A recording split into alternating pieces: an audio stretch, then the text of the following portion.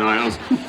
I agreed to see America with Dad. I thought we'd be staying in five-star resorts. When I said together, I meant adjoining suites.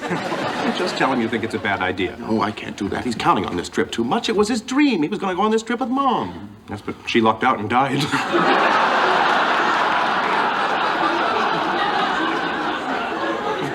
Niles, listen. If Dad and I get into a Winnebago together, only one of us will come out alive. You've got to come with us. Frasier, you're my brother. That entitles you to my bone marrow and one of my kidneys. But this is an imposition. You gotta come with us. Why? Well, Frasier and I don't have anything to talk about. I always feel more comfortable if there's somebody else around or if the TV's blaring. Then why did you suggest it? Well, it sounded like a good idea when it came out of my mouth, but the more I think about it, I mean, can you really see me and Frasier together all day, then crawling into our bunks at night, lying head to head in the dark, bonding?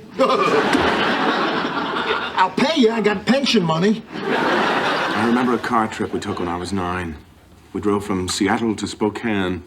The only thing he said to me was, "I think we got a problem with your brother Frasier."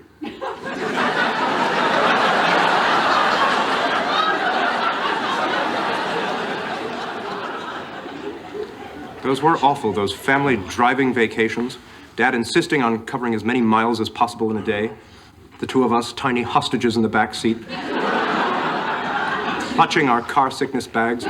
Straining to see something out the window as the landscape whizzed by. I was 13 before I realized cows aren't blurry. Why don't you just tell him you don't want to go? Oh, you heard how he wants to go. I don't want to disappoint him. I don't want to disappoint him. I'm sorry, Frasier. I am not a Winnebago person.